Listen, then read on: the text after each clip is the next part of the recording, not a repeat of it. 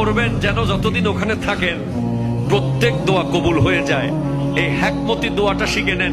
আপনি বলবেন, আল্লাহ আমি 10, 12, 15 যতদিন এখানে থাকবো যতগুলো দোয়া করব সব কবুল করে নিয়েন।